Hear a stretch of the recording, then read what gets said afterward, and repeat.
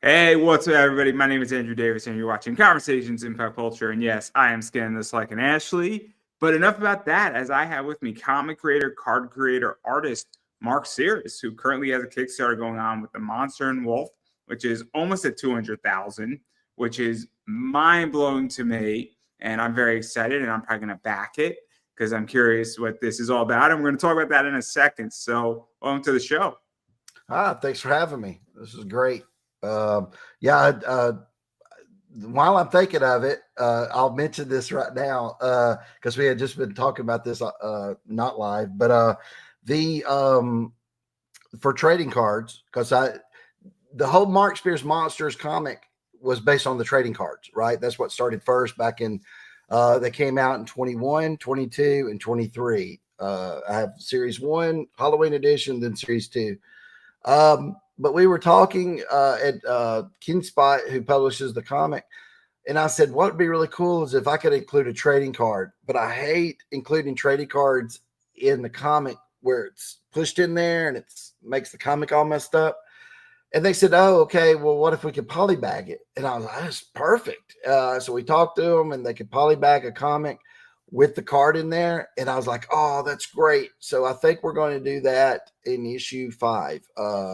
I don't know what cover that'll be yet, but it'll have a trading card included in it. So that's kind of neat because again, that's how it all started. So let's talk about this because again, I'm a big trading card guy. I deal with a lot of sports stuff. I also deal with non-sports trading card stuff. I run a business that deals with it. I sell comics too.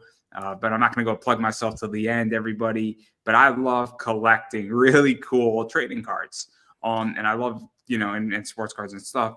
And so how did you get involved in all of this? Because obviously you've done comic work. You're an artist. But how did this all start? Because it kind of kicked off a career for you in many ways. Yeah. I mean, I don't mean to trivialize it, but it kind of did. And then you're now in Keen Spot. You're selling variants and you're killing it. And people want your work and they want your covers. And they're like, how can I get this book now? And so how did this all come about with the trading card stuff? Because that's what I want to know. Okay, so I'll condense the story down because this could be, it could be a couple hours. So let me generalize it where wanted to be a comic book artist when I was younger. That's all I ever wanted to do. When I got out of high school, sent samples in, didn't get any work, but I kept sending samples in every month. I finally got something in around 98. Someone saw some of my artwork on eBay. I was selling a picture on eBay. And it was a guy who had a book called Ultiman over at Image Comics. And at that time, Image was producing all kinds of stuff. I mean, not really high quality stuff, in the late 90s. Okay, so it was called Big Bang. It was a homage to the old golden age of comics, right? So they said, hey, can you do a Kurt Swan style? And I was like, sure, I can match that. So I did about, 5, 6, 7 pages. Didn't get any money for it, but I thought, oh, this is going to be great. I'll have a comic book, But it came out. Nothing happened. Didn't get any other offers or work or anything. So then I went into, I want to say 2006, just by some luck, I started doing statue concept work with Corgi International. They had the Marvel license and the Batman license. So I was doing concept art for Batman figurines and Batmobiles. And for Marvel, it was the Marvel statues for Hulk, Spider-Man, Thor. I remember doing Storm, Dark Phoenix, Daredevil, all kinds of them.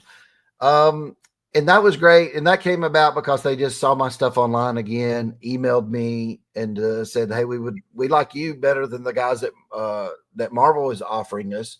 So I said, sure. I didn't even know, what to ask for pay or anything because I had no idea about this kind of industry. They were paying great. So that kind of changed my life for a few years because I'm making some money. I'm doing it full time. Everything's going good. Sketch cards start coming out around 2007. I remember DC was going to have a set called, it might have been 2008, by Rittenhouse called DC Legacy. It's going to be the first DC sketch cards they ever did. And they knew about me from the DC comic. The DC Batman work I was doing at Corgi. They contacted me and said, would you be interested in doing sketch cards? And I was like, sure. They liked them so much that what I did, they even put them on the box and in the promos. But I didn't get any extra money for that. Got $5 a card to pencil, ink, and color a little card.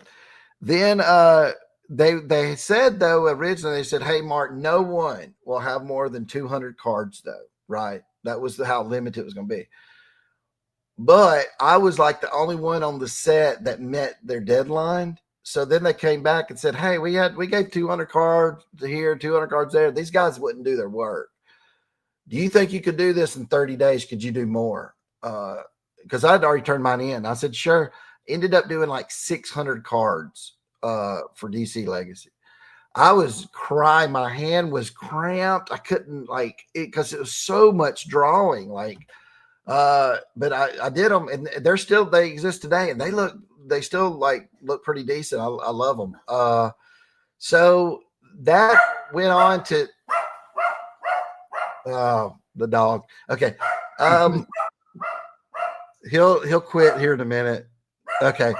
So that was let me think. I lost my train of thought. Okay. So the Corgis thing started from 2006 to 2008. I was doing all that stuff. Corgi gets bought out by Master Replicas at that time that did lightsabers. Job's gone. I don't have that job no more. We had planned this for like years and years. They were like saying, we're going to do these statues next and all this kind of stuff. So I was like, oh no. And so my boss, basically the person, because I worked freelance, but the person who was over me retired. They had worked at Hasbro before. And so I was like, that's the end of that career. So the cards, though, was still there. And DC asked me to do some more. And then Marvel sees that. And they said, well, no, we want some. So I did like a Women of Marvel. I did a Spider-Man, all that. So I did some of those. But again, you're getting $5 a card. It was horrible for all the work. You're really doing it thinking, oh, this is going to look great on my resume. Which I found out years later, no one cares anything about what's on your resume and art. They want to know how good your stuff is. So it was kind of a waste of time. But I don't know how many card sets for Marvel and DC at that time. And then I got to where I was like, I would do I would say, hey, I'll do 50 cards. And then it got to where I'd say, look, I'll do 10 cards. I really don't even want to do this. So I kind of quit doing those. And then around, let's see, I even moved over to sports cards at Upper Deck. I was doing hockey cards, a Michael Jordan. They tried to get me to do a Michael Jordan card. They never got produced. I did. They said, oh, the likeness doesn't look good enough, which I'll have to post some of those one day. I still got all of them scanned and everything. So then I started doing magazine covers for horror magazines. I did that for a while. Anything I could find. I didn't have any other job. It was just always art. So it was either this or doing like graphic art on the side, like if somebody needed something. So it kind of got to where I like I said, did sports art. I was doing football, basketball, things like that. But everything was drying up, and it was in 2020. I thought, okay, I'm gonna have to find something else, because I can't keep doing this. There's no money in it. And I was looking at doing like cybersecurity. I bought a book on that where you can study it and take a test and become, I don't know, some kind of ranked cybersecurity person so you can go get a job at a company. And but COVID happened right at that time. And I had more free time because everything was closed down. So I started drawing my monsters again, which I had drawn a little bit to try to get work in covers for the horror industry, but no one really cared for them. Like I drew my Frankenstein, my Dracula and stuff, and they look at them and be like, don't care. So I did those again though, and I thought, okay, I got more time. I'm going to do some of these because I just want to do them. I did about 10. I was doing 1 or 2 a day. I was just going through them. And the person who had been over me at Corgi writes me and says, Mark, this stuff is really good. You need to have a plan for all this stuff. And I said, well, I know how trading cards work. I think I might just do enough where I could do a Kickstarter because I never done one of those before. But I said, I think I could find a printer. I could figure it all out. So I said, I'm what I'm going to do is I'm going to do trading cards on this. And, but I had so many compliments saying, the art looked great. And I said, well, I'm going to do trading cards. So I started, around March and I worked all the way through, probably August or so before. I can't remember when I did the Kickstarter. Maybe it was in the summer, but, or it was around Halloween, I think, but, I think I did 80 images for the card set at that time for the Kickstarter. When it was actually printed the following year, I had done the most artwork ever for a trading card series by one artist. I did over 130 something images, which, you would think, oh, but those ones that were painted by the, Jusco and all the Marvel masterpieces had more, but no, I had looked it all up and they didn't. So let's talk about this a little bit, because you basically went into a whole Kickstarter building a trading card set without having it necessarily be backed by a major company, right? And completely independent. And I'm presuming, obviously I don't think it needs to be said, but I'm going to say it anyways, that it was successful. And it was successful enough that it could take care of itself and be produced. I want to say we raised 26. It's out there still. You can view them on Kickstarter. I want to say it did 26,000 in 2020. And again, I didn't know. Okay, I didn't know how Kickstarters work back then. I thought they found you traffic, and they really don't. I mean, people will go on there searching for things, but rarely, right? Like, I want to back something today. You really need to get the traffic to them. I didn't have no money for advertising. I didn't have much social media at that time. My Instagram account maybe had 300 followers. So I don't really know how that happened. It didn't have a lot of backers. But go ahead. What I was going to get at is that I run an eBay business and I don't advertise at all. I have products that take care of themselves. And so I think that's one of the things about the monster stuff is that it's not done. And so if you're a trading card person and you like Dracula or Bigfoot, or you like a swamp monster or whatever other monsters in there, or the Mad Hatter or whatever it is, or, like flying monkeys, for lack of a better word here, all of a sudden you're craving for that. Because I don't know, and I'm not an expert in, monster trading sets, but I don't see them. I see Star Trek. I see, Ultraman. I see, Terminator just has something. I see Godzilla. You don't see a monster trading card set. And so that's where I think that's so interesting, is that doing 26,000 is because it hasn't been done before and people are craving for this, because people love monsters. I mean, there's the reason why Halloween is such a big holiday. And the people who like that love monster movies, and they're the ones who are going to spend a lot of money. I mean, and at least that's what I think, because it's how my eBay business works, is that I have a product that sells itself that somebody wants at a reasonable price. Well, and it is true. So what happened there was it's part of that. It was the product. Plus I was getting people knew who I was in the horror industry from the magazine covers. So I had a little bit of following there. and they came over, and I had been selling stuff on eBay for years, so some of those people came over. But also, when I was going to do trading cards, I wanted to do them my way. I wasn't going to do them the way everybody else was doing them that I saw on Kickstarter, unless you were Tops, which was also doing stuff on Kickstarter.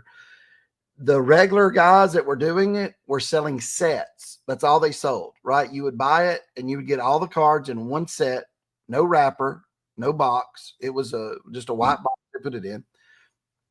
And I said, no, if I'm going to do it, I'm going to make it like it's in retail. So I'm going to have wrappers. I'm going to have boxes. So I priced that out. And then I said, I want to do stuff where I have like the old card stock. And then the printer goes, hey, that costs more to do that. I was like, I don't care. Then I tried to do things like 3D cards where it wasn't going to cost me more on printing, but I'd have to add the 3D glasses. The 3D glasses wasn't going to cost much, but the printer was going to charge me a lot to put them in the glasses in every box. But so in the end, actually, it probably cost to actually make them around 15,000 more than what I raised. It because of the low print run and what I wanted to do, because I wasn't going to skimp out on things. Like the series one was where I spent the most money. Series one, which is these, like per pack, I only have like 8 cards in a pack, and there's also bubble gum in it. Okay, for the gum, that was adding 10 cents more a pack, but I was like, I don't care. Then it was like now, if you look at a pack, I don't have one near me, but I usually include 15 to 20 cards because it just saves money. I don't have to print as many packs. So that was one thing I had learned, but things like that. Let's actually talk about this a little bit, because again, I cracked open the Wizard of Oz stuff, and I have to release that onto my YouTube channel. So I filmed my whole reaction to it and opening it up, and it's great. And I don't want to explain what's in there. I got a printing plate. I got 4 autographs. I got some cool stuff in there. Some bunch of art cards, really cool stuff is in it. But again, it's really enjoyable when you rip open packs. But also, I think it's important that you don't skimp out and you deliver a quality product, because I am at a stage right now, and I buy a lot from Tops and I buy a lot of sports cards, and there's certain products that I die and I'm willing to fight for because they're good quality products. And there's other products from Tops where I'm like, it's not really a good quality product and I want to avoid it. And I don't feel like they put the effort into that product. And so I think there is something to be said about brand building. And sometimes if you only make, you lose $100 or you make $400 instead of $500, but you've developed a good product, right? There's something to be said about that. I mean, I'll be honest, if the Wizard of Oz was a shitty product, I would probably not buy cards from you, but it's an excellent product. So now you have me saying, cool, whenever you launch your next trading card series, I'm a customer. And that's probably in the long run worth more than saving $3. That's exactly what I thought about when I did the first one. It was more of a, I still made money on it, but I didn't make as much as, a lot of people go, oh, I bet you made a lot. But no, I might have made $10,000 off of that, in the end, when I could have made 50 or 60,000 if I'd have done it differently. But I did it because, I wanted to do it that way. Like, I remember the printer was like, man, you don't need to put these, like refractor type cards in that. They're like, man, these are so expensive. And they told me don't do die cut stickers, but I did die cut stickers for that one. I didn't do die cut for the other ones later on to try to make the a little bit cheaper to produce them. But I did all that for the series one, but that got the fan base. That was right there. Everybody was like, good, high quality product. I'm with Mark the next one he does. Halloween edition. Again, a lot of people love that one. And then the series 2 and the Wicked of Oz, like I said, was kind of, I was rushing a little bit. Like the Wicked of Oz, I was at the last minute, I decided to make it its own thing, but I could have easily had that as a subset really for monsters. But then it would have been a big subset where you would have had to buy more monsters. So I'm normally do like when your base cards, I usually do around, I don't know, 70, 80 to 100. In the odds one, I think there's 44. But it's easier to collect. So, it had its advantages and disadvantages. Let's actually talk about the Oz stuff too, because I'll be honest, the monsters, it's cool and all, but I'm not a big monsters fan, right? Mm-hmm. I love The Wizard of Oz. I love Alice in Wonderland. I love Neverland. Obviously I just saw Wicked. I bought The Wicked of Oz sitting in Starbucks after I saw Wicked. So like I'm on Amazon and I'm like, I gotta buy this set. I was eyeing it. It looked cool. And I'm like, this is awesome. And then I'm like, okay, cool. Just saw Wicked. I was in a mood to buy it. And I'm like, here's $50. Just bought it. Didn't even, hesitate because I'm like, this is an awesome set, right? And I showed it to my mom. And I was like, okay, that's cool. She wasn't angry that I bought, because I started Wicked with my mom. So she wasn't angry that I bought it. But that's the thing is that I know there's people like me who love The Wizard of Oz. Yep. So I'm glad it's not a subset, because I'm a lot more interested that I could just say, hey, look, Wizard of Oz, maybe a little bit of Alice in Wonderland in there, maybe a monster or two in there, to mix it up. But it's primarily the Wizard of Oz. Yes. Like, and that's just my taste. So that's kind of why I really like that subset or that set by itself, because I think the Wizard of Oz can stand on its own. Oh, yeah. And I don't think it needs to be with monsters. It would have been fine if it was, but that's just my taste. Well, that's why I ended up doing that, was because I thought there's going to be some people who are like, I don't really care for monsters. I don't really want that, but they might give Wicked of Oz a chance, because, different people like different things. So I thought I could expand my audience that way. And if they like the Wicked of Oz, maybe they go, you know what? I'm going to try the monster one now, or vice versa. So I liked having two different products out there at the same time. Again, it's done well. I would have liked to have done it maybe, I had originally done, I had a list of all the characters I was going to do. I got maybe 3/4 down of the list. There was some more that I really wanted to put in there that I just didn't have time to get done. But maybe there'll be a series 2 one day. That would be fun. Defy gravity. Yeah. I'm so sorry. I can't help it. I can't help it. I can't help it, everybody. I'm sorry. It's just I loved Wicked, in which said, I did too. I thought it was going to B+ movie. I give it an A-, and the reason why I give it an A- is that the ending of the CGI scene in the last scene, not to ruin it for anybody, sorry, spoiler alert, it was a little wonky with the CGI at the end, and I don't like. It needed to be about 25 minutes shorter. Yeah. In which said it was a long movie. I appreciate what they did with it, and it was great, but it was like an A-, pretty solid movie. I thought it was going to be a B+. And Moana 2 just needs to step aside. I'm sorry. You had Moana 1, you guys already won the fight, but it's Wicked's time. Yeah, that was actually crazy for them to put it out at the same time, right? I would have saved Moana. I'd have saved it for some other time, because Wicked is going to control the box office. And they're two movies that you would take, you would go to see. They're very similar like that. It's not like a horror movie versus Wicked, or something like that. It's so I wouldn't have had Moana out right now. But they want it out now because I think the live action version comes out next year. So I think Moana 2 did very well. Wicked has done very well, and they're both going to do really, really well. And then the third movie that's going to do well and clean house is Sonic the Hedgehog 3, because that movie is going to clean house, and then it might even do better than Wicked, which is crazy. Yeah, that is crazy. But I'm a big Sonic the Hedgehog fan, everybody, in case you didn't know. Yeah, I see it. Yeah. I'm so excited for that one too. But I digress. That has nothing to do with your card set. But I do want to talk a little bit about that, because obviously doing a trading card set on Kickstarter is absolutely fascinating, because Richard Park Cards does a great job. Yeah. There's a Lost in Space one that's doing well right now. that I'm super excited for. And what I like about Richard Park cards is that you could buy in for $5 and just test it.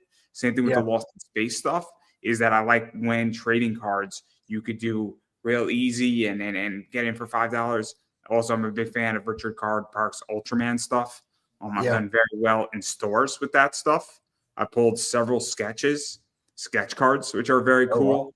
And he's also very accessible. I'm like, hey, is this how it's supposed to look? He's like, yeah, dude, don't like rip open the back. Because I've never pulled a sketch card before. So it's also like a $6 pack. So when you pull a sketch card in a $6 pack, I mean, I know that the card is worth more than $6 worth of labor. But what is that like? Because your set on Kickstarter wasn't that expensive, all things considering, and also figuring out the price points and all that stuff, because you don't want to be overly expensive, but you also want to make sure that you're not getting destroyed economically. And also when you're limiting boxes, you do want to preserve value, right? Like, I don't want you to sell one of these boxes for $10 because then the value sort of disappears to a degree, because it's tricky, because there is a collecting element of it. There's a value element of it. There's a resale value of this whole thing, because when you have a card collection at some point, it's going to get out onto the free market. Right. When I did my first one, I studied a lot of other Kickstarters to see what they were offering, and how many people actually wanted that. So I've tweaked it over the years, but I kind of hit it about the right way with I had a thing where you could get everything, like a whole set of all the cards, but it was going to come in like a white box. Well, those guys would be like, yeah, but I still want to open packs. And I'm like, okay, well, I'll tell you what, I'll throw in boxes with it. But because I think the first series, when you bought a hobby box, it came with a complete base set inside. And they were all happy about that. With the Halloween edition the following year, I did not do that. Got lots of hateful emails saying, how could you do this? You've turned into Tops and all this. What I did was that series, the Halloween edition, which I think is the most successful in terms of the feedback I got. I have variant sets in it, parallel sets, but they're all numbered, right? So it'll be a card. You'll get number 4 of 99, and it's stamped on there. And people like that because now they know they don't have to take my word for it of only 400 were made. They go, oh, I know how many were made, and mine's number 76 out of 199. So kind of like this, right? Kind of like that. It's like that. Instead of the stamp was going to cost more, so they actually printed it somehow on the card, which they said was even cheaper to do. Which is what Topps does with those, is that it's like glossed and printed and almost like stamped in silver on the card. It's awesome. But sorry for interrupting. Continue. Yeah, no, that's exactly what it was, and people loved it. That one but I didn't put a complete set in the box because I went with my gut saying, look, if you can put a complete base set, you're wanting to collect all these inserts. You're going to have all these base sets sitting there and you don't need them. There's just wasted cards. So I thought if I did it all random inside where you don't know what you're getting, you might get 3 autographs. You might get a bunch of those low numbered cards or something like that. So I thought I'll just have it all random. Most of the people, the majority, loved that because that meant it gave them something more to collect. It's interesting. So my favorite sets to collect is when Topps or Panini. I just bought a football set, and it's the 38 base, and there's a 101 parallel in there. Oh yeah. Now it's a $200 set, but so you get the 38 base set. That's a $75 set. No matter which way you cut it, what you're really buying is that 101 for the $200. So now I have a reason to go pick up, and there's only 38 of those, right? So, I'll buy 2 or 3 or 4. And there's multiple reasons. A, I'm looking for a player or two that I want. And then let's say I don't like it, I'll sell the 1-of-1. And I'm going to make way more money because it's a 1-of-1. But I did it with the WNBA where you were guaranteed a 1-of-1 or a 5s. So there were 6 parallel cards of each player. Yeah. So you're going to get something at 5 or a 1-of-1. And, I got 1-5. I got like 3 out of 5 of Aja Wilson, who's an amazing player. I love Aja. She's fantastic. And then I got a 1-of-1 card. So again, though, it's random. And now I have a reason to collect something. Yes. And that's what I like because great, you can give me the base set. But if you're going to tell me I'm going to get 5 random cards that are going to be inserts, numbered, autographs, like there's now a reason for me to collect something. Well, I mean, that's why, I try to put the printing plates in there too. I try to make it to where you got a good chance of pulling a printing plate. I try to make it. I'll put other cards in there. Like we had autographed cards by me, but in the Halloween edition, I went and got Joe Bob Briggs, who's like a horror host. And I got him to sign about 100 cards. Well, you really only signed about 30 of them, but sent them back to him, and I got those inserted in there. So it was neat things that you could find in the box. That's why I thought it was the best one of the series so far. The one that's going to come out next year is going to be called Halloween Edition 2025. And I'm using that same example like I did before with the numbering on it, the inserts. Because honestly, people that are into cards, the base is the least important thing to them. Honestly, they'll look at the base once, go through it, and now it's the inserts. So I'm the complete opposite, right? So I'm a sports card guy, right? I want a base set, right? So this is just how I approach baseball. Okay. I want my series 1 and my series 2, and I want the whole thing. Then everything off of that in Topps Chrome, Topps Cosmic Chrome, Ginter and Allen, updated series. Everything else out of that, I want all the cool shit. But I want the base set because the base set is the core. So as a collector, I want the core and then I want to work outward. And I also don't want to miss anything in the core because I don't know because I'm looking at rookies. So the base set rookie stuff, because if you pull the right rookie, you're going to make money. Like a Paul Skeens is a good example of that. A Paul Skeen rookie card now or an LED like Cruz is desirable. And so I don't have a problem with going that route. And I'm more concerned about the rookies because I don't know who's going to be the best in 10 years from now. You got a young 21-year-old. I hate to say this, but he hasn't proven himself yet. True. But then all of a sudden, 5 years later, the guy is the superstar. And then, he signs a $776 million salary. Not that happened this week. I mean, God forbid. It wouldn't be that the New York Mets just made an excellent move. I wouldn't happen to be a New York Mets fan. I haven't been waiting all my life for this moment.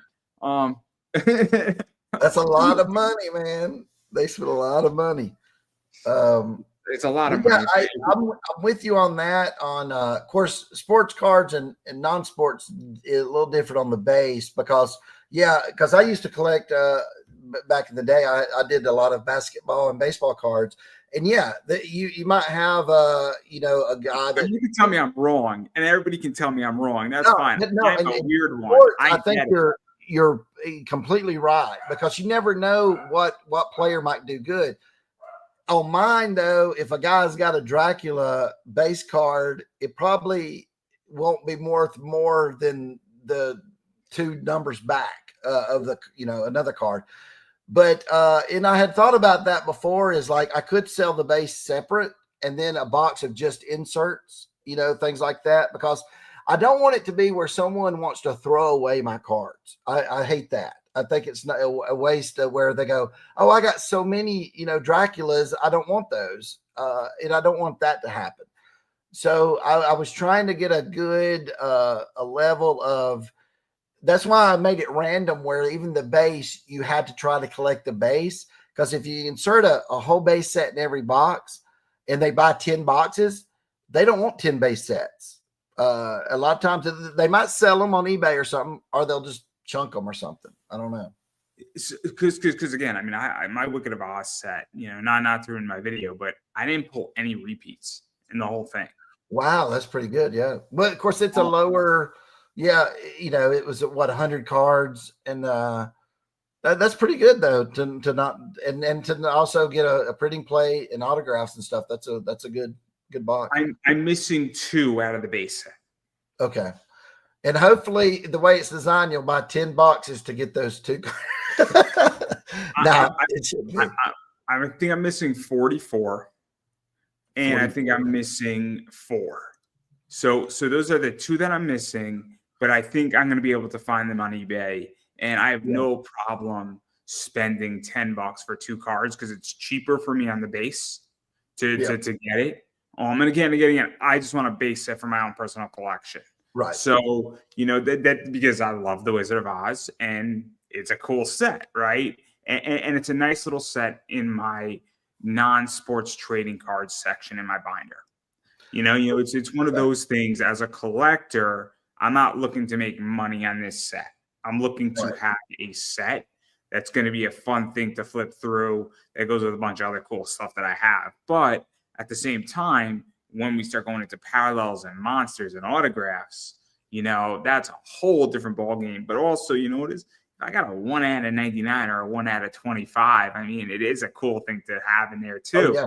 So, but again, I mean, I absolutely think it's great. But again, I get that sports trading cards and non-sports trading cards are way different unless you're dealing with things like Star Wars.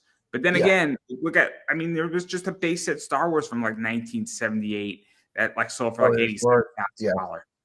And that was a base set. So who knows? Right? Well, now on my other cards that are out there, since they are very limited, only so many were made. Like I said, like Wicked of Oz, only 200 of those little boxes exist.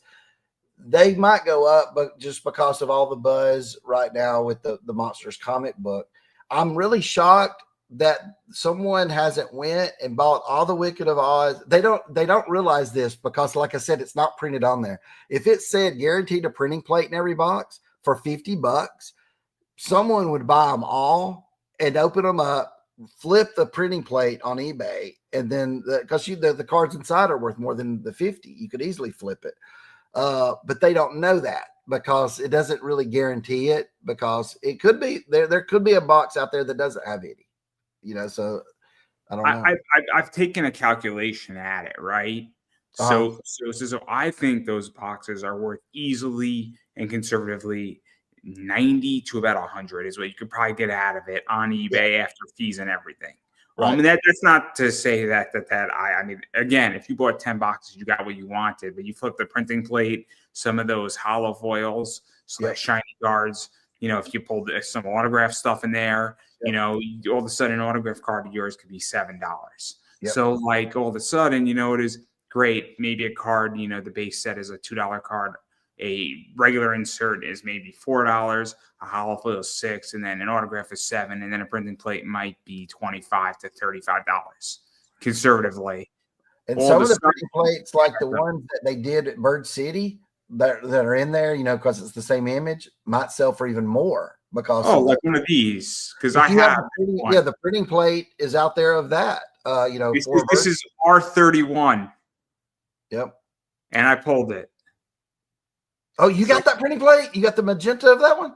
Yes, I do. Oh my gosh. See, that's what I'm saying. I think that one's worth more than your normal printing plate because the image was used as that cover.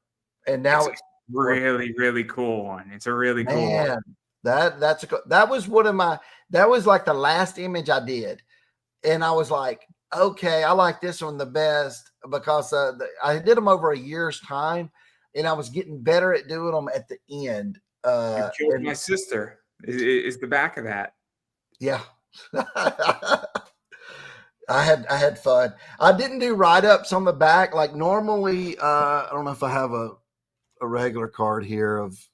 Let me see. This is why I like it though, right? I would have been. Here's like a regular This is from Series 2. This is the retro. And see, I have a big write-up and everything on the back of those. For the Wicked of Oz, I didn't have the time, so they're they're just out there without. I don't think I got one sitting here, but yeah, they just have the name on the back. So I had fun with them though. So I would have been happy with any printing plate. Again, I think printing plates are fun. Yeah. I've pulled like 3 in my lifetime. Some of them have been from leaf metal. There's been some other stuff. I pulled proofs, which are always fun too. Things like that. But again, it's really cool, and it's a lot of fun. This whole set, this whole idea. And again, then you go fast forward and we go into monsters. I mean, obviously you've done monsters, went through 8, which was done on Kickstarter, but then Bird City through Keen Spot, I guess, wanted an exclusive, and they wanted some stuff like this in there. And that, I know that's a card. They wanted this one. I think there's 2 more that they wanted, if I'm not mistaken. There's the one, it's card 44, I think. Yeah, the ball with the witch is over it, looking through the ball. And then you got one of like the kind of monster flying monkeys type thing, I think. Yeah. If I'm not mistaken. And I think they're all limited to 200. They're doing well on eBay. A little bit out of my price range right now. I might wait till it cools down a little bit, hopefully.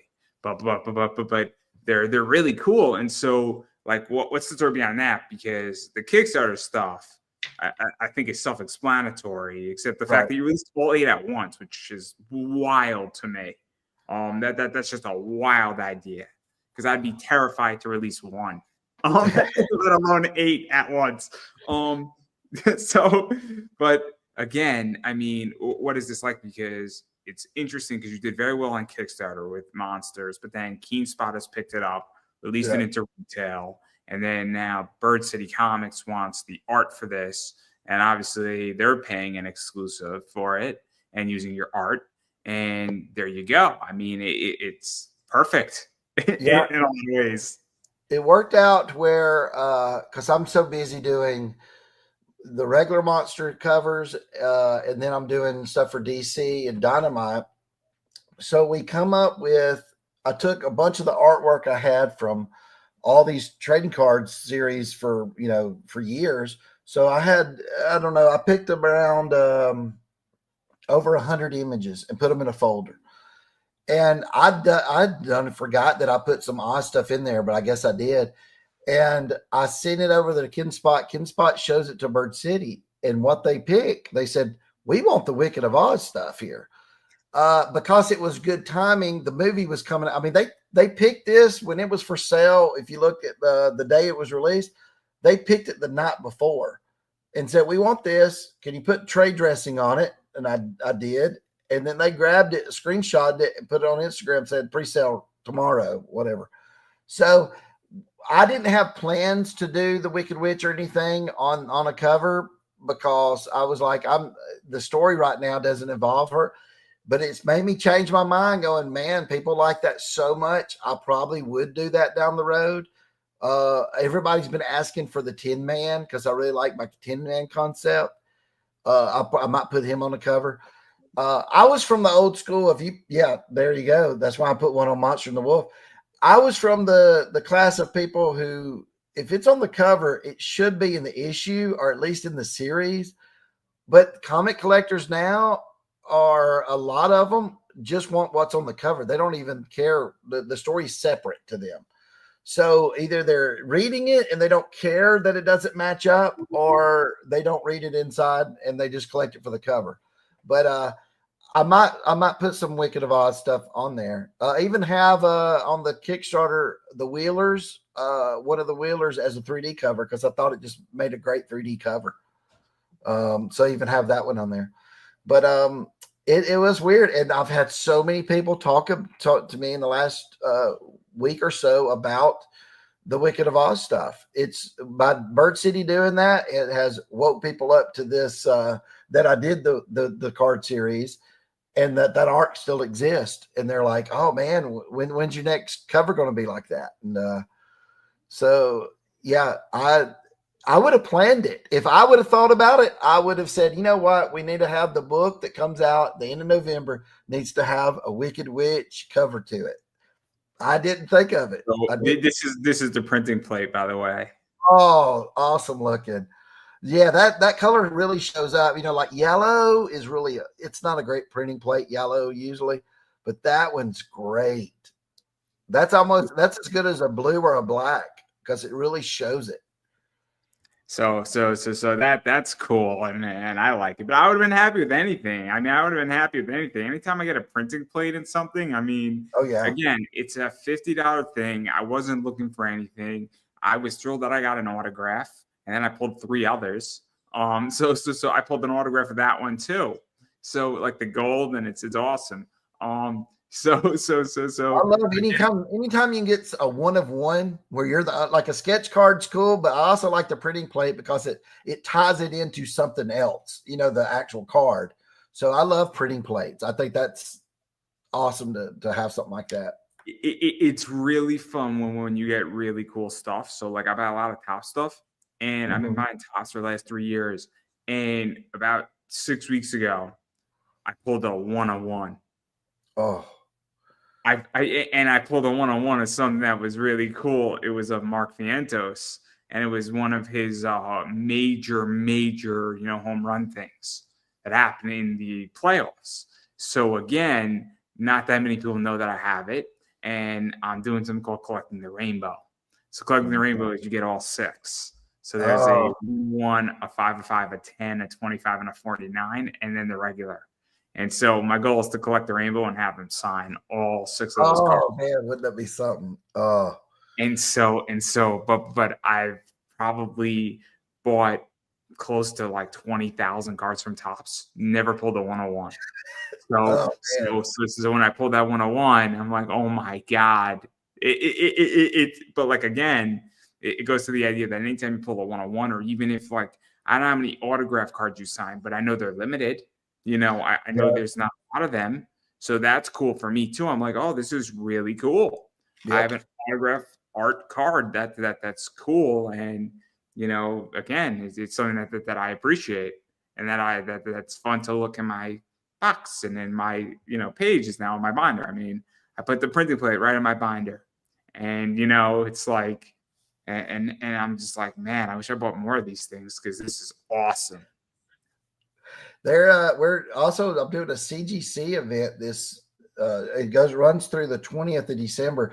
And for the first time, because normally I didn't one before, they're sending in comics, but for the first time, they're actually allowing you to send in cards.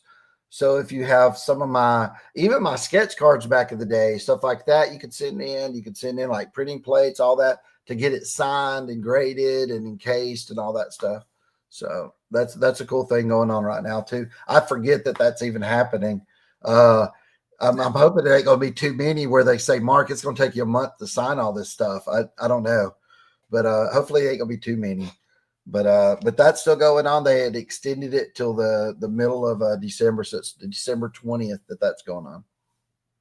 That's crazy. I mean, oh man, I'm gonna have to think about it now because that signed printing plate would be dope. That with the little, yeah, because they would put I guess I know for comics they put like it's a yellow goldish label, the signature series. I don't know what they'll do for cards. I'm sure it's different because I have my signature and all that on it. So yeah, I don't know what they do for cards.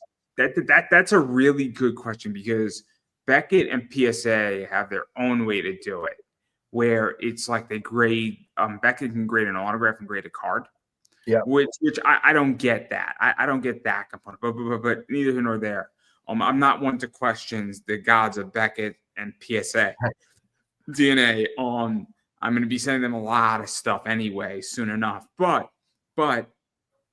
the point I'm making is that I don't know what CGC does, because I've never actually sent a card to CGC. I haven't, me either. So I'm really interested in what they do. Like, what is it? It does it look like a miniature comic book the way it's done? Is it the same kind of label? Is it something different? I think I have some CGC Pokemon cards.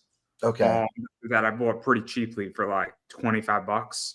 So some fun stuff, and I took a flyer on it, and I'm not unhappy with it, and I think it's gone up a little bit in value. But I like the way the card looks.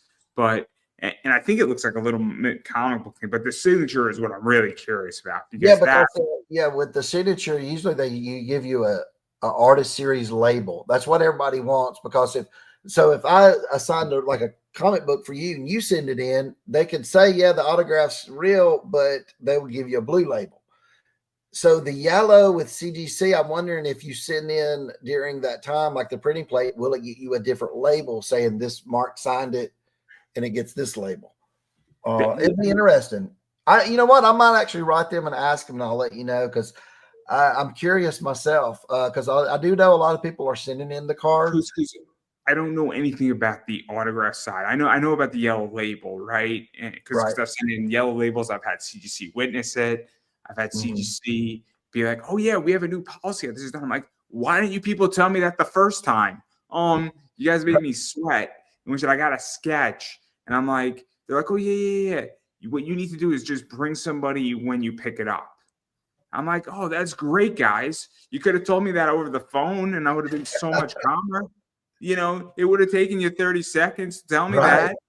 I wouldn't have had to worry, be like, what do we do here, guys?" They're like, "Oh, yeah, you just bring the CGC guy with you while you pick it up, and we know that the artist did it." Like, I'm like, "Thanks, guys. Really made me sweat for like an hour. Really appreciate it a lot." But beyond that, CGC is great. Yeah. A 30-second conversation could have saved me a good hour or two. And maybe, I have that happen a lot with different people, where different companies and stuff. I'll be like, "Man, you just cost me all this time. If you'd have just told me this or that." Yeah, that happens. It wasn't even time. It was just nervousness. It was unnecessary, stressing me out. I've been worrying about other problems. Yep. I'm just saying that 30 seconds could have saved me like a good 3 hours of worry. Which would have been filled up with another bunch of problems. Another problem, you'd have worried about. Yeah. But I digress, because I do want to talk about what's going on with your current Kickstarter, which is equal to Monsters. And I know we didn't talk much because we were speaking a lot about cards, which is my favorite thing. And now I'm going to go try to find a bunch of those other things. And I'm going to see if I can go find a bunch of the Wicked of Oz stuff now. Because the second it comes back on the market, I'm buying all of it. Am I sold out at Amazon? You are. I probably bought from you on Amazon too. Because I'm the only one selling over there. Let me check real quick and see what my inventory is. Sometimes Amazon moves things around, and I actually have it there, but they're changing, from one location to another. Let me look. I know I have some though. Let's see. I got some monsters there. Yeah, you're right. Out of stock. Nope, completely gone. I tell you what, if you want to write me after this, I can sell it to you, and it'll be the same price, and that way you can have it quicker. Because I'm gonna have to send in some more stock to Amazon, but it will take it takes like a week or so for them to process it. So that's crazy. I bought it from you directly. Oh, did you? Yeah. Well, it's I send it into Amazon, and Amazon sends it to the people. Because Amazon does fulfillment for you. Fulfillment. Now there's another box. I don't see it here. I have it in my other place. I have a Wicked of Oz. Oh, there's the binder. I don't know if I have any more of those though. I have a Wicked of Oz hobby box, or no, it's called collector's box. Inside it, and it was $100, so it was double the price. But you're getting the complete base set, the complete alternative set. So the like emerald green, you're getting all those. You're getting, I think you're getting all the chromes, a printing plate. I want to say you get everything. I don't know if there's anything that you don't get. I can't really recall. Only 50 were made though. You can actually check the Kickstarter. That's where it talked about it. We were going to do 200, but I only made 50 because they didn't sell enough.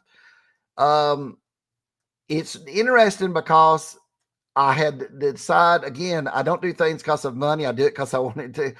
The packs are different. The packs, the wrapper is different. I made a whole new wrapper for it. The box is different and everything. So I want to say though, you get, so I don't know if it'd really be worth it for you since you already basically only need about 2 cards, to complete the base, but it does have those sets in there. And I want to say it has all the stickers and stuff too. I'm not sure it's missing anything, but I can't remember. See, I don't necessarily care about the stickers. I'll be honest. Stickers have never got me excited. The only stickers I ever liked was Garbage Pail Kids. When I collected Garbage Pail Kids when they first came out. I like those, and I like the Wacky Packs stuff. Oh, yes. Wacky Packs I love too. So Topps did Throwback Thursday Wacky Packs, and I bought the whole set. It was like 12 cards, and they were awesome. They were like 1959 Wacky Packs on a Topps card in Throwback Thursday. I did these. These are Series 1 stickers that weren't included in packs. I just did these like for a couple of Kickstarter members, and it was I forget which all the ones in there, but I love Garbage Pail Kids so much. Even on Monster and the Wolf, you could see that I did like there's another one. I did a Garbage Pail Kids homage of Atom Bomb because I just love that feeling of collecting those back in the day. I loved it. So like I'm not like Topps, I think, does Garbage Pail Kids, and they do them like Throwback Thursday Garbage Pail Kids, like for like a week, right? And it depends on who's in there, right? So they did like Red Foreman from That 70s Show, and I love That 70s Show. Yeah. And so I buy, and then they did Andy Kaufman, and I love Andy Kaufman. Oh yes. So like I'll buy specific ones just raw, and I'll pay more for them because they're awesome. Yeah. But I'm not like a huge Garbage Pail Kid guy collector. I'm not like a wacky. I would rather collect the ones like you're saying, a special one that has a meaning to that's based on something. I've not went back and got that because I still remember them having them the first series and stuff like that. So I don't really need those. But if something comes out that I go, oh, that's a cool take on that they're making fun of this, I like that, I would get one. But speaking of things like that, I don't know. Do you know who Sven Gulli is? He's a horror host from Chicago. Sven Gulli was like he was like a monster host, right? Yeah, that's it. I did something for them there. They're on MeTV. They wanted me to do, because I'm known kind of for trading cards, to do a trading card for them that they were going to offer in their 40th anniversary set. So you had to spend like $200 to get this card. They sent me one of them, and it's signed by Sven Gulli, but that's the card art for the front. And then I did on the back, I did him as 40 years ago. So that was a really cool thing. That's I'll never part with this because he signed it and everything. So that's awesome. That's awesome. Again, with cards, there's things that I don't want to part with. There's things that I don't want to give up. And then there's things that I have no problem selling. It's so interesting. In that regard, in which I have rare cards, and it's really hard to say goodbye to them. But then there's other things that I'm like, yeah, you want to give me $400 for that? I'm in. I'm all good with it. I mean, here's a card I did. It was a Kickstarter reward. You could put your kids. So I made this card, and the guy got his 2 kids on wanted posters of monster slayers, and the mummy's holding it up. So, and then I would print up about 50 of them, and he would get them, and then the people who backed the Kickstarter would get one each. So these are kind of cool for Kickstarter, where it's a personalized thing. It didn't go into packs, but it's kind of a cool thing. So I think you have something like that on your latest Kickstarter. Yeah, where you can actually get your image of a loved one, whatever, inside the comic as a portrait on the wall. I even have, you can get your name on Dracula's list. He's going down a list. It's going to be a whole page of a list where Dr. Frankenstein's at the bottom and everybody else is checked off. So it's like he's visiting all these people, and you can have your name right there. And when it goes to comic book stores, which this will be printed in comic book stores sometime at the next year, probably toward the end of the year, you can go to a comic book store, open that up, say, look, that's me. That's me right there. See, I have a friend, Todd Kelly, and he did a book about, dogs. And so what happened is that there's all these extra dog characters in there that you get your dog drawn in. Oh, that's great. See, that's a great reward. And it's not even that expensive. It's like $150, but there's only 7 spots. So you can get your dog and you could pick like your dog's breed. So like the next time it comes up, I have a King Charles Cavalier Spaniel. If I can get my King Charles Cavalier Spaniel Hope drawn into that book, and then it's going, I mean, it was at Scout, but we don't have to talk about that situation because that's just a horrific, crazy situation. I don't even know what the hell is going on with that. I am not informed enough to fully understand what's going on with that company. Yeah, me either. I hear stories and that's about it. And I hear that there's problems, but again, I don't know what's going on with them. And to be honest, I don't want to know. I just want to stay away. But it was published through them for a little bit, but then that's great. But $150 to have your dog. Yeah, that's an awesome deal. Yeah. And then that was in a publisher. Oh man, I mean, I don't know how you can beat it in any way. It's absolutely great. And like you send a picture of your dog. I mean, to him, it's brilliant marketing. Yeah, that was. If I could do that, I would. I might try to figure out how to do that one day because I'm a pet owner too. I have a dog, and that's a great way to incorporate that. Because he took an idea of saying, I'm going to try to make it economically feasible, but I also want to make it affordable. And it's $150. It's not a lot of money, maybe $175, but it's not a lot of money, all things considering. I mean, if you can't eat for the week or for the month, reconsider. But if you have some discretionary income and you have to give up your Starbucks for like 2 weeks to do this, then Yep. Maybe you take a week off from Starbucks is all I'm gonna say. Unless your dog is named Starbucks and then you put it in the comic, but that's not the point here. You tell them you did it, and they might give you a free coffee. Yeah, there you go. But I do want to get back to this Kickstarter because that's what's going on, and I think you're at over 180,000, which blows my mind. You got a lot of cool stuff in there. You can get it digitally cheaper. You can get, a bunch of issues, I think for like $50 dollars. And then I think if I'm not mistaken, everybody gets a free t-shirt now. Everybody, if you get a physical reward, so if you get a digital one, it doesn't because the way it works out, because you don't have their address. But if you got a physical reward, you're getting a free t-shirt that's only printed up just for Kickstarter backers. So that color scheme I won't use later on, to sell or anything like that. So you get a free t-shirt. We also hit a stretch goal. So every comic now is at least cardstock or better on the cover. So it's no thin covers or anything like that. And then I'm about to drop here in the next day or two, drop a few more covers and maybe some more cards. I put cards on there in add-on section, right?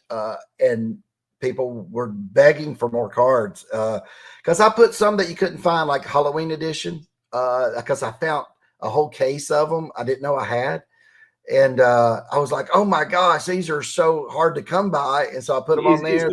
Is stuff on there? There's some Wicked of Oz, the collector's edition ones I talked about. You have to go to the add-on section though. It's not on the regular rewards. So it's something to add on. Which that's on there. I'm going to put some Series 1 monster cards on there too. Because I found some blaster boxes and I was like, that's what I'll do with those. So I might do that. So I'm basically looking around my house, like in my office. What do I have that I want to get? And that stuff like that won't ship when the comic ships. That I'm shipping in January. So you don't have to wait that long. So right when Kickstarter clears, where they say, hey, all the funding cleared, I'm shipping out all that kind of stuff. Cards, if it's a comic that's already graded and I already have, things like that. But yeah, I have a lot of trading card stuff, and I have a lot of people interested in it. So I might put some even more if I can find some more stuff. I'll put that. But yeah, I'm going through my office, going through my closet, because a lot of times I'll have a box of cards and I'll forget that I have that. It's still shrink wrapped and everything. So that's crazy. I mean, again. I have an inventory problem, which I'm moving through my inventory, but I got to clean up my eBay situation first. Where, unfortunately, sometimes things go wrong on eBay for a few days. But like again, I got a lot of stuff, and then I'm like, oh, I have that book, and I'm like, how the hell do I have this book? Like, so yeah, I'm the same way with cards and with comics on some level. I forget that I have a comic because they sent me comps after I did the cover or something. I forget that I have that. My problem is I've been working so much lately. All the comp stuff is coming in, and I have no room for it. I have boxes not ever opened from the post office. You need to do what I do. What do you do? I sell negative merch. Sell negative merch? What I've done, and this is brilliant, is that I figured out a way. So I sell a lot of items before I even have them in my stock and in my store, and before they're even shipped out. Yeah. And so I've sold. I earlier this year I sold a product that didn't even exist. So you sell it before you ever get it, like in pre-sale kind of. I sold a product before it was even announced. Oh wow! And I was, but I knew. So Caitlin Clark was announced as Rookie of the Year, and that card wasn't even for sale or even announced on Panini. And I sold 122 of them before it was announced. Oh wow! And 3 people canceled on me, and that's it. But 119 people bought a card that didn't exist. And there was one other person who did it too. And people were looking at me, and I put it up on my Facebook. I said, this product doesn't exist, and I just sold 119 of them. And nobody liked it. Nobody looked at it. Nobody was paying attention. I'm like, how do you even do that? Right. But here's the kicker. Here's the kicker is that, let's say the product didn't get made. I would have to refund everybody on eBay for 60 days. I would have bonded out the money to a high yield savings account for those 60 days, would have transferred it over, would have made about $12 in interest on the whole trade, and then would have refunded people's money, but I would have made $12. What for? Even if you couldn't have sent it out, $12 ain't bad. So that's not bad. Turns out, before I could even bond out the money, the card was announced, and then I had the money to buy it. Yeah, that was perfect. But I pre-sell a lot of items so that I run negative merch on cards, and it's crazy. I mean, and to a degree, you probably do the same thing with Kickstarter, because if you know that before I have it, to, let's say, Wicked of Oz, 90 people ordered boxes and you're only printing 250 of them, give or take. You know that 90, you don't need to store 90 boxes. Right. You need to store the exact same thing. And sometimes I will lower. So sometimes last year on my Kickstarter for comics, it said like, we're going to print, this many of these. Well, I went lower. Same thing with Wicked of Oz. If you go to its Kickstarter, it says like on the boxes, we're going to print a lot bigger number. Well, when it came time for printing and I knew I only sold like 20 of those boxes, I was like, let's lower it to 50. So it actually made the boxes even more valuable because there's less of them. In the Amazon thing, it says 250 boxes were printed. And, if there's only 200, I mean, I'll take the lower number all day. Yeah. I don't want to take the higher number. Right. You never want to ever print more, but if it's less, then people are like, that's a great surprise. Like, oh, there's less that exists. You don't want to go like, oh yeah, I've been telling people there's 200 and there's actually 500. I had a really, really bad experience with that with somebody where they said 10 were printed. They told me it was advertised as 10 and 20 were printed. And that was a problem. That was a problem. There's an email saying there was 10 were printed, and it's an issue. And so I'm no longer doing business with that person and that company anymore. And I'm not going to say who it is because, again, I'm just not doing business with them, and that's the end of that. And I'm licking my wounds, but I'm very wary of print numbers right now. Yep. Of numbered books, I am very wary for a reason. It scares me now, and it's a problem. When somebody says there's 2,000 copies of a book printed, I'm like, I don't know if there's 2,000 copies anymore. Right.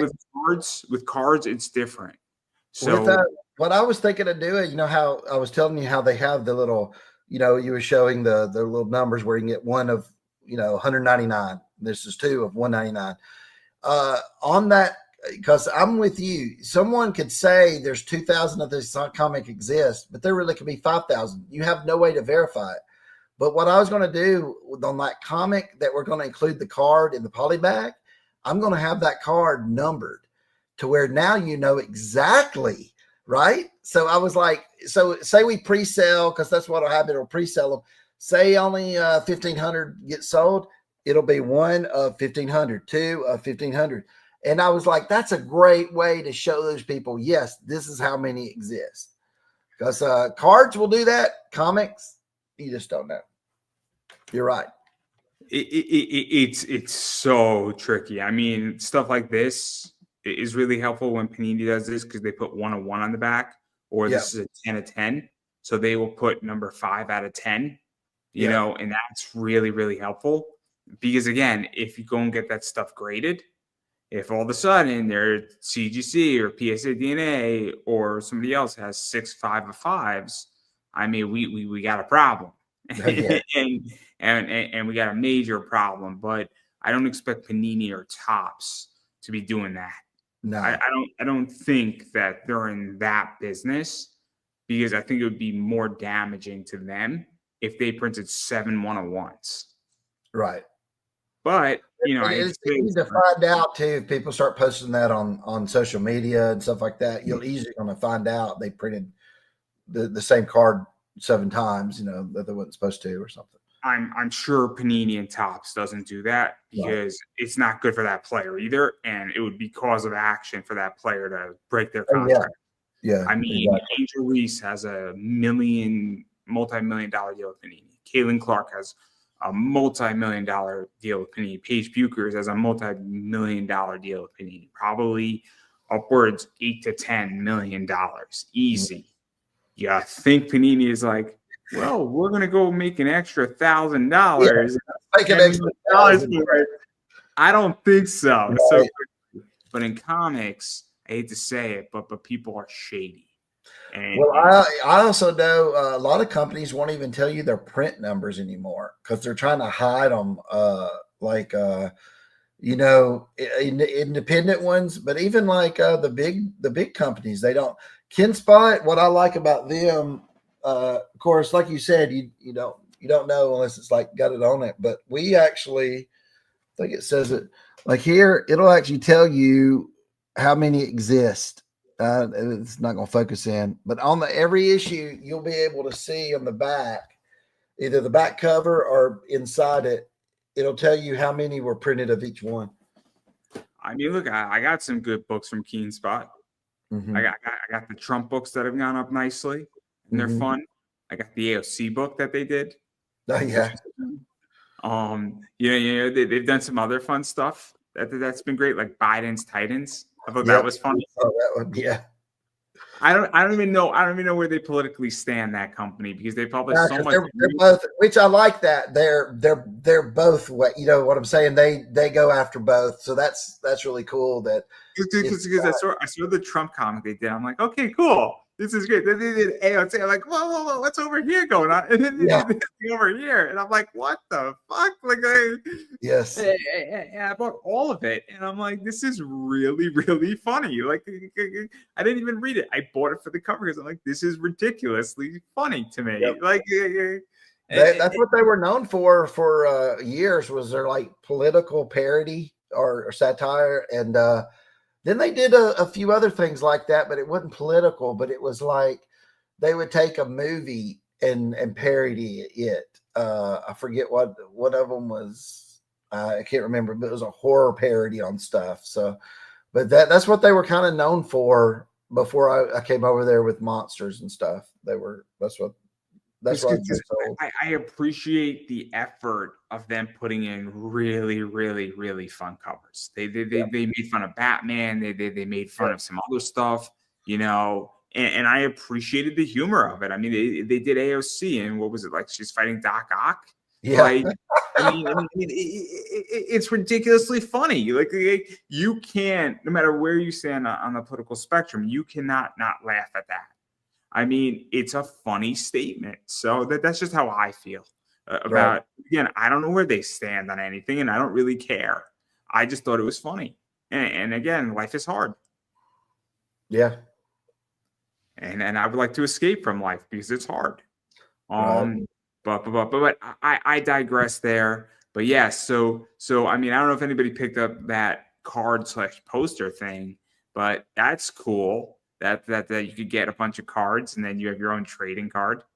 Yeah. And then you have a bunch of them, which is always fun too. We showed those. Yeah.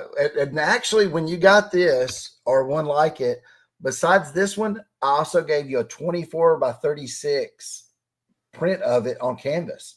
So they got like a really good deal. I think it was like $750 to do that, but you got like a complete set of cards. You got that, you know, it was like personalized to them. So, usually it was the same people getting it every year when I'd offer that, because I was like, okay, next card, you know, and it would be funny because the kids were growing. I could tell, you know, it was getting a little bit bigger every year. So, but that was fun. And I might offer something like that when I do cards again next year, because that was a fun little thing to offer. And then obviously, I mean, I showed the Tin Man already. Yep. That's cool. And that's on the box, I think, of the Oz set. Yep, it is. I think it's a color, a little green or something on the box. And then we have this right here, which is really cool. I think we got this in there as well. Yeah, the 3D cover. Yeah. So we got that. And then obviously I showed this one, which is the magenta printing plate. Yep. And then, you know, I heard a rumor that tomorrow around 2:00, you know, the second printing of this with KRS is dropping. Yep. It's going to look a little different because they didn't. That's actually from the Kickstarter's what do you call it? A trade dress at the top. So the one they have, the only difference is the logo is the new logo that from Ken Spot that I designed. So it'll look just a little different, but the art's the exact same. So yeah, they're dropping that, I guess, tomorrow.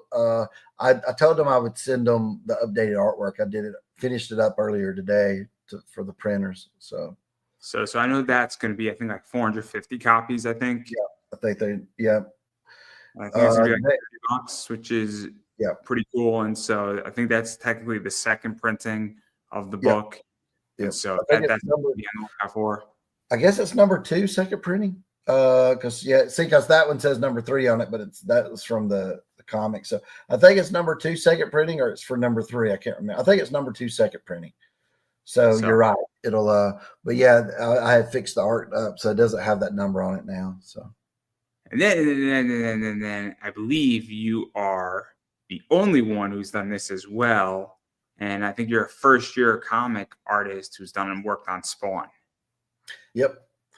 I started out doing 4 issues of Spawn in the same month. They all came out: Gunslinger, Spawn, King Spawn, and Scorched. And right now I'm doing a mini series of Spawn called Spawn 77 that I'm getting to write and illustrate. So I'm taking over everything except lettering. And Todd McFarlane just approved the plot last week. So I'm working on the concept designs.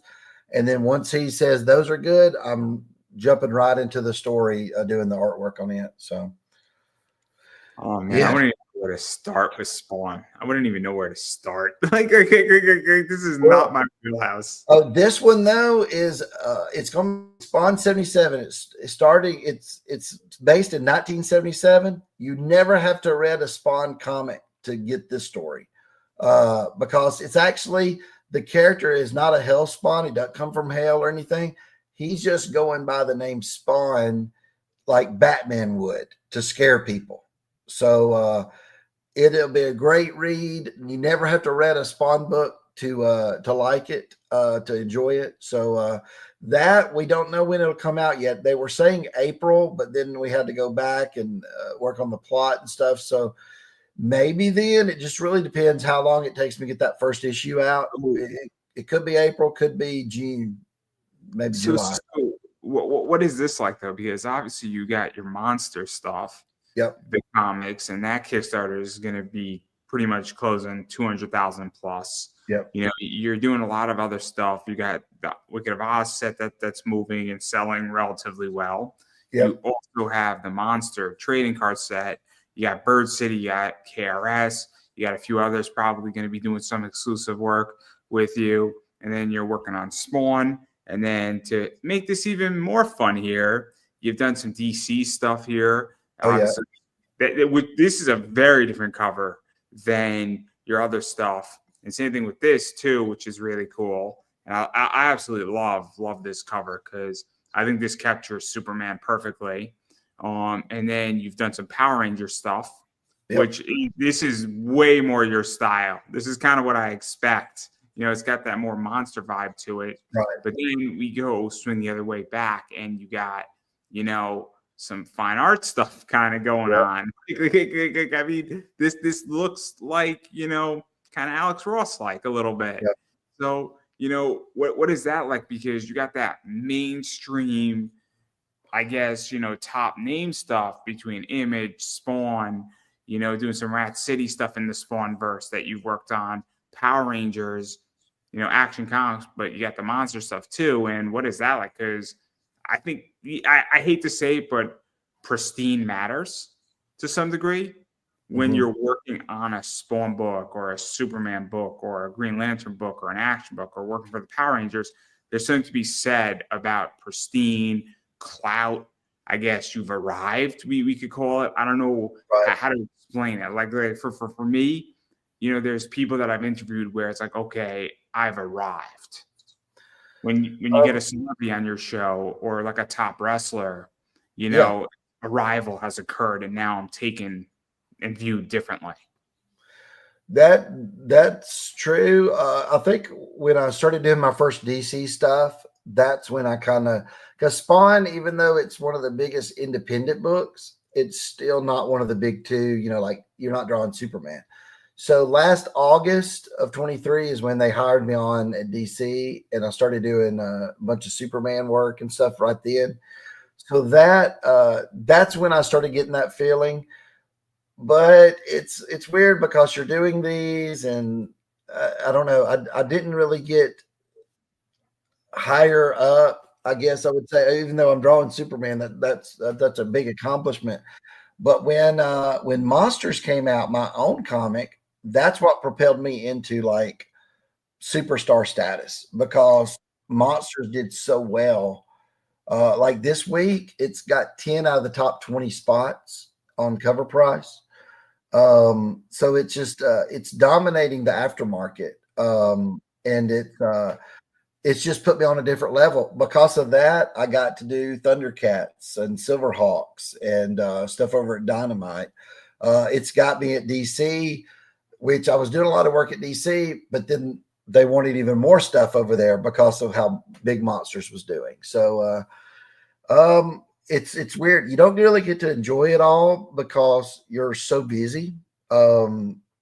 Like today, I had on the 10th was my deadline. Everything was hitting today. I had to have all these covers done. So luckily I was able to do it, but it was rough because all the companies need them the same time. And then my printer needed the monster stuff at the same time. So it was rough. But the only thing I got left on my plate that I'm finishing up over here that you can't see is a Justice League cover I'm working on.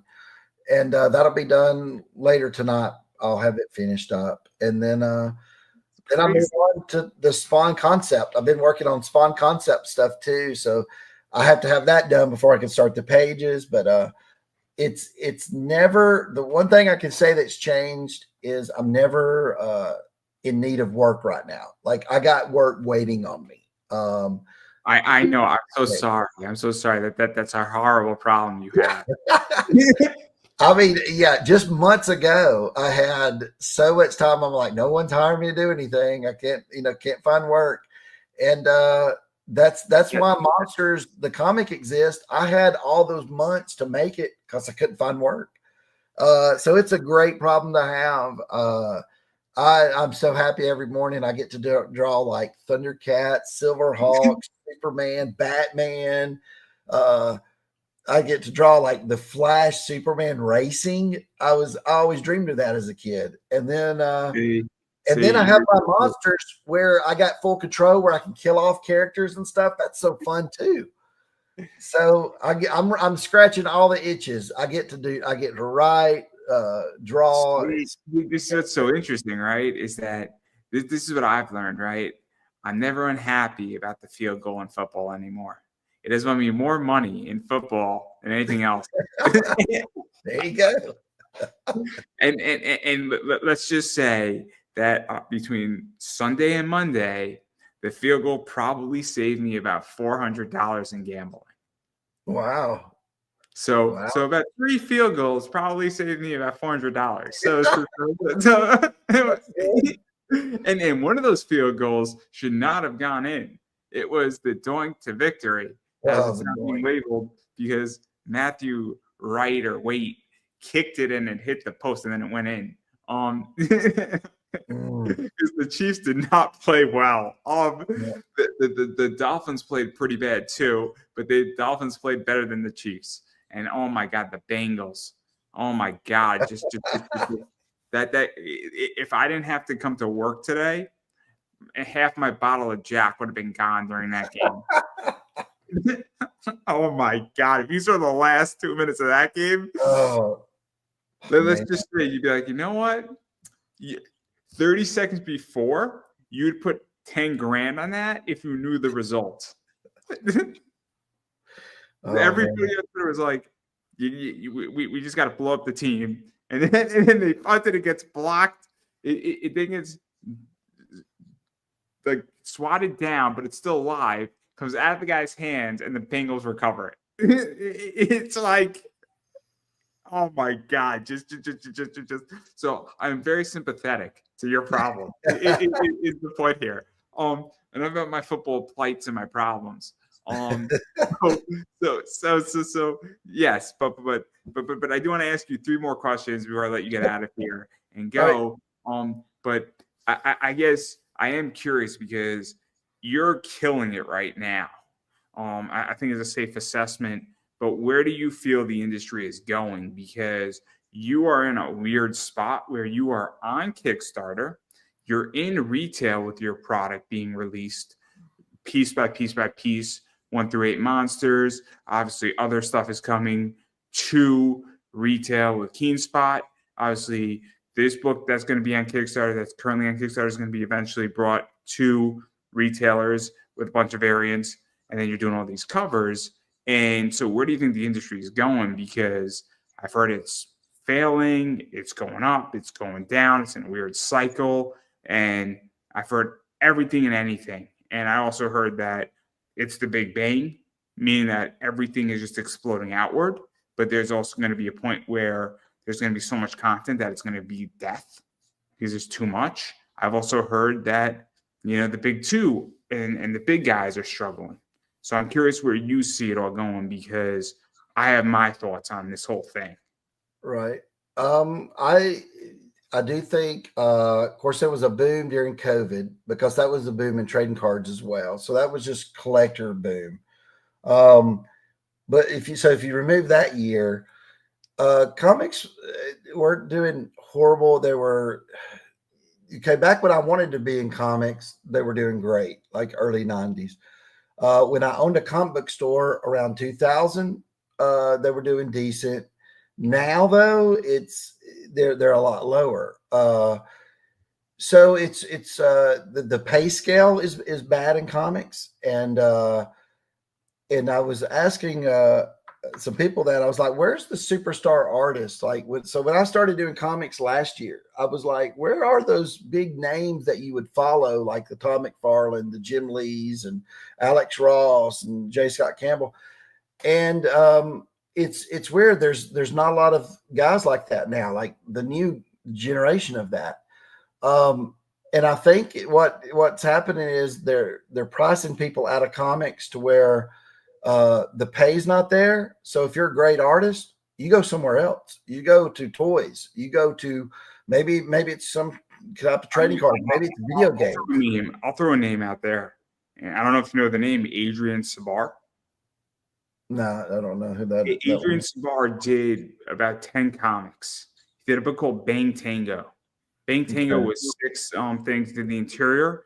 Guy is in Argentina. He lives in Argentina, and he's a painter. His paintings sell for 150 to 200,000. So why? And he sells all of his paintings. So he'll do, like 20, 30 paintings a year. And if you're selling it for 200,000 a piece, why the fuck would you want to be in comics? He could spend, and so Guy was talented. Bang Tango's concept, the way they were moving musical notes around in a dance scene across like 4 pages, brilliant construction. Joe Kelly wrote it, and Adrian Sabar illustrated it, but there was no money there. And so like but you had a superstar artist who probably, if he was in comics for 15 years, would have had some of the most memorable work. But he then basically said, I'm going to be a painter and I'm going to sell conceptual, awesome paintings for a lot of money. And so, I mean, I think that's part of it, but I also think they're pricing out the customer. I mean, $6 for a comic book. Yep. I mean, it's a lot of money. It's a lot of money. I mean, but then when you go to the comic company who's doing that and you say, hey, I need a raise because doing this for like $550 for a cover is crazy, when they'll tell you, we don't have any money. We don't make any money off this. So what happened? Because back in the day, a guy would get thousands and thousands to do a cover, just penciling it. And then the inker would come in and get money. And then the colors get money. So something happened to the comic industry while I was away from when I wanted to be in comics. You're not going to like it. I could tell you exactly what happened. Well, I know the collector boom, that the drop. It's not that. It's not that. Everybody thinks it's that. These companies became publicly traded. Oh, well, that too. Back when Marvel and DC were, happened. I'm sorry to say it. Yeah. When Marvel became bought by Disney, they became a corporate budget line. And this is part of it's the collector issue, and I will grant that, but that's not where it is. That is the tip of the iceberg. And the thing that sunk the Titanic wasn't the tip of the iceberg. Right. It was the bottom of the iceberg sunk the Titanic. And it's the fact that it's a budget line. Warner Brothers Discovery owns DC Comics. Yep. They have a budget line and they have X amount of money to do X amount of work in DC Comics. And it's up to the president / CEO / the COO of DC Comics to say, we have $2 million to do all these covers. And that's what it comes down to. Yeah, I think so. If you add those things together, all those things we just said, I think that's what's hurt comics. Plus the renumbering, right? When they started going, we're starting over again with numbers. We're starting over again with the numbers. Variance has hurt it, because back in the day, it was one cover. Now there's 10, sometimes 20. All that being said, though, probably number one on that list is content. I think there's not great content right now. I could name you a few of the biggest independent hits, and I could count them all on my hand in the last 20 years. And okay, so if you heard of the show on Amazon, Invincible, you heard of that? Or Kirkman? Yeah, I know. That's why I read Invincible. Okay, Invincible as a comic never got 20,000 in sales. It only hit around 15,000. And normally that would be considered not a hit at all. Okay. So that, but it went on to become this, it sold in trades, and then it sold to the TV show. And I love the TV show on Amazon. So what I'm saying is there's not big hits. Big hits would be Saga, who had about 40,000, average around 40,000 an issue. Walking Dead, though, it took 100 issues before it got into the 40 things range. So I'm thinking something's out there where it ain't resonating with people. Look, what was it? Grant Morrison's Happy? Yeah. It had 2 seasons on Sci-Fi. Happy is 5 issues. I don't know what Happy did on numbers, but the show was brilliant. Well, even The Boys, was a huge success on Amazon. I don't know The Boys numbers, but with Monsters, we're hoping to change things. And we went from 11,000 first issue sales, which was pretty good with no marketing or anything. 14,000 on issue 2. Never been done in modern history. Only Teenage Mutant Turtles in the 80s did that. So, which people aren't talking about that, but that's a huge deal. No comic book in history besides the Turtles went up on second issue than number 1, except us. Third issue, we just broke another record. I found out today, no one's ever done. We went from issue 2 at 14,000. Issue 3 is so far, it might climb up a little bit more, but we're only talking diamond pre-orders, 37,000 for issue 3 of Monsters. We're the fastest climbing comic of all time. So is that because the only way I can explain it then, it's got to be content. It's resonating with people somehow when other stuff doesn't.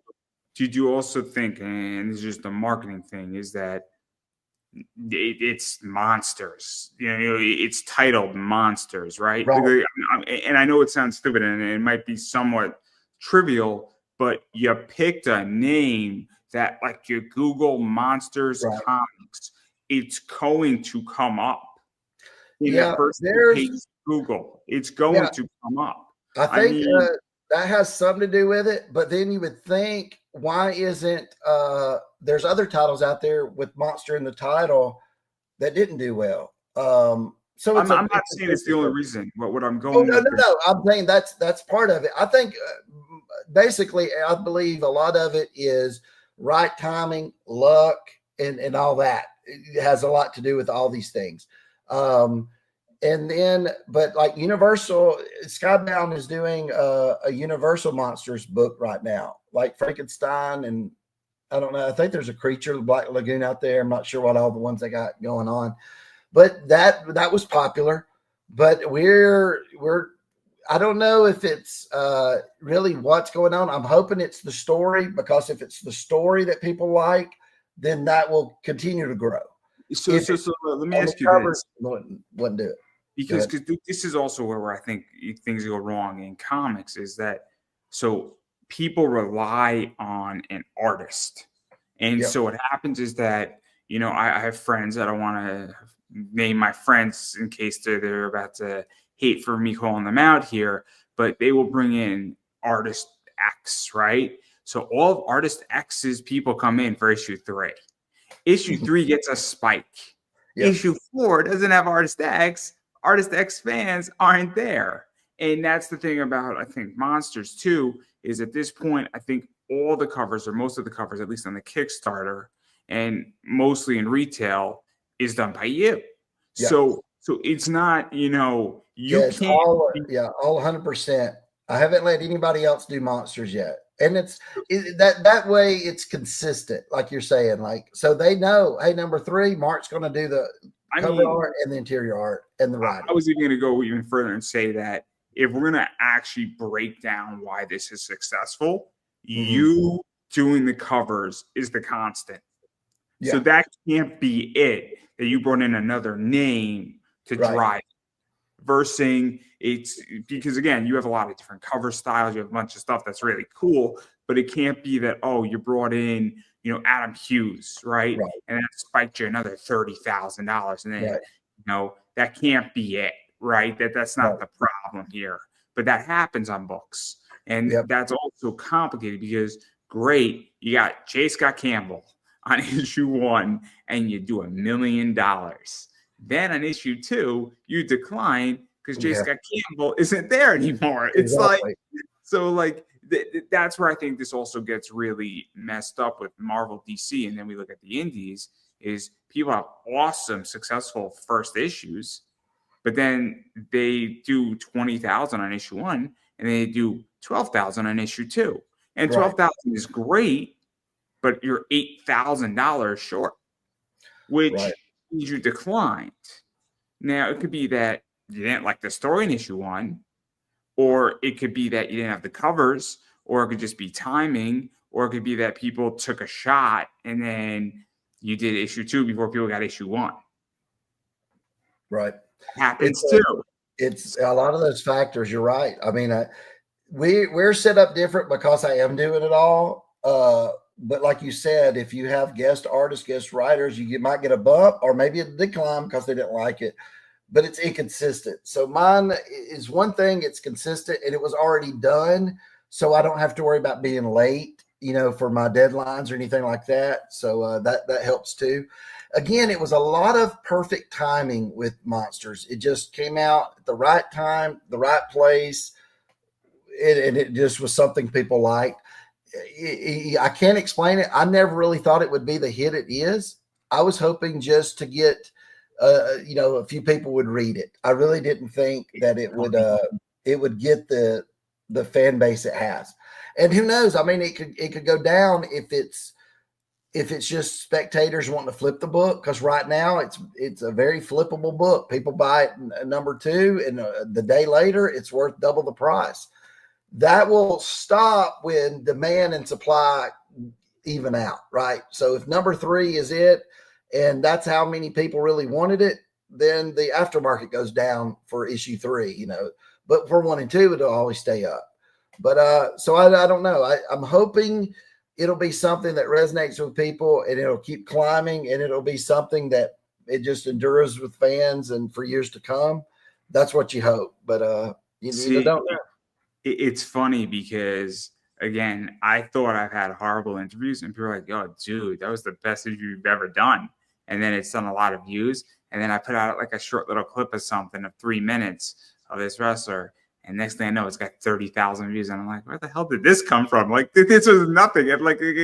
It's funny because you don't know what's going to catch fire. You can't predict it. Monsters was shopped around everywhere. Everybody turned it down. So in my mind, I was like, this isn't that great of an idea, but I've already finished it. So I wanted something for it, right? I might as well let people get it out there. But I really had low expectations for it. I was hoping to eventually climb up to around 10,000, 15,000 sales at the height, maybe. So I didn't expect it to do what it did, and it's crazy. And I hope it maintains, because it's awesome. And it's helped me in my other stuff, getting more work and stuff just because of Monsters. So. That's wild. No, I'm gonna probably back this Kickstarter because I'm curious where you're going with the next one and the prequel.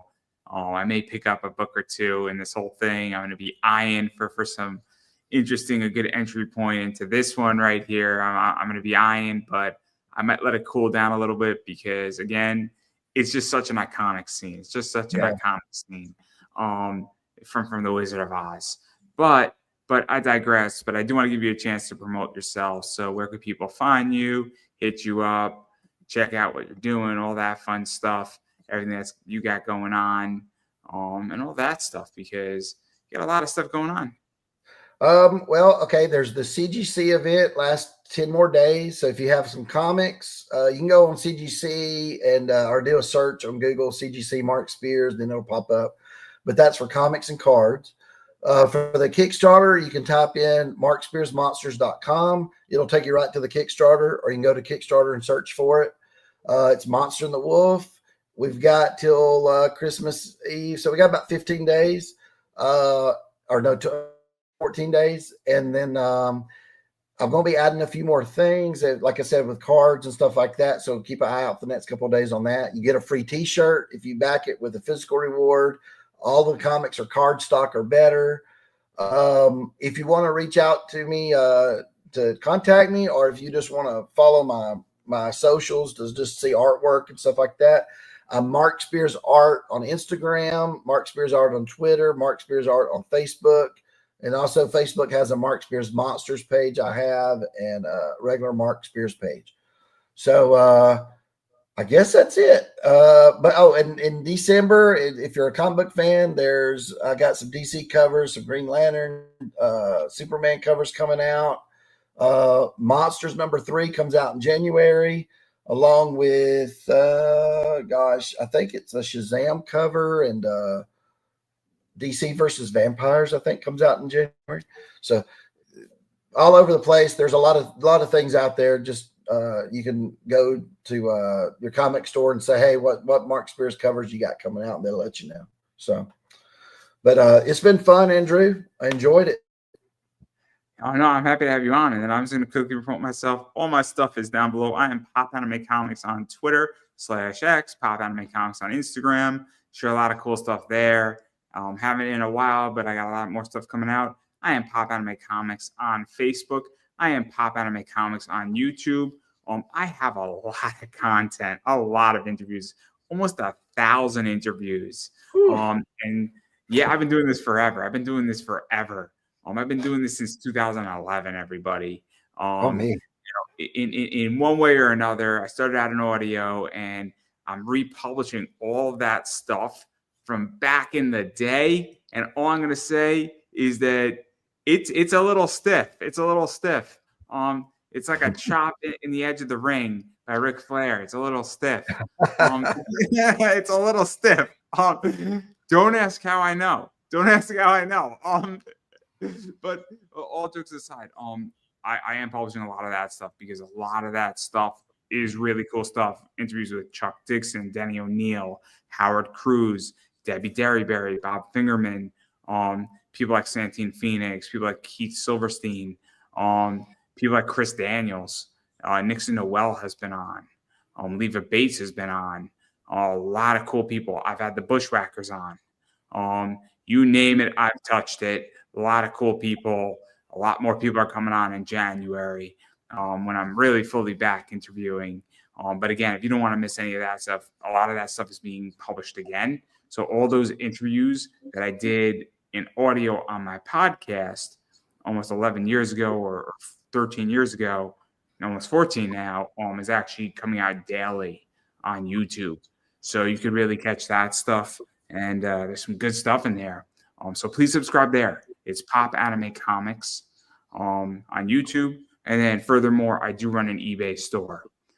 So look for comics and collectibles. Come shop with us on eBay. And I carry a lot of stuff, a lot of comic books, a lot of stuff. I got some little jacks coming in, which should be really cool from Comic Mint. I also have a bunch of stuff like this, which are rare base relic numbered cards. So it's 99 or less, sealed packs. I got Aaron Judge stuff in there. I got Pete Alonso stuff. And I do carry a ton of base relics. And I just so happen to pick up some Juan Soto stuff. So again, got a lot of cool stuff, and I got a lot of relics, and I got some Juju Watkins. They put a basketball on a card, everybody. They put a basketball on a card. So I got that stuff, and you name it, I got it. And if I don't have it, ask me, because I might have it. And if I don't have it, chances are I know somebody who does. And I'm more than willing to help you find that person so you can get what you want. I've done it for plenty of my clients, and they always come back to me, and they're always happy. So that's kind of everything I got going on. And I'm still trying to figure out, because I've sent out this card to a bunch of people, and people are saying they can't see it. I can't see it, man. They can't see it. And I'm like, I sent you. They're like, we feel something. And I'm like, let me contact the company. The company is like, we can't see it either. So they're like, I don't think they sold me a faulty product, but I can't see it. And I heard that the last ride is occurring with said person. And he did meet a lovely person in England. And he said, well, sometimes people can't see me. So I guess that's the whole thing with that card. So you get that card from my eBay store and you can't see it, and you file a claim with eBay, I mean, I don't know what to say. But I do have those in my store, and I am running low. I think I got like 5 left. It's a really good product. There's only like 200 of those. Really cool product, really fun product, and yeah. I think those are going to sell quick soon. Especially because it's his last year. So very excited for those. But again, if you can't see it, I don't know what to say. But that's everything that I have going on, and I'm going to give you the last word. That's it. Just thanks for having me. You have a Merry Christmas, everybody watching. It's been fun, man. Thanks. And I don't think we could have ended any better than everybody, and that is a wrap.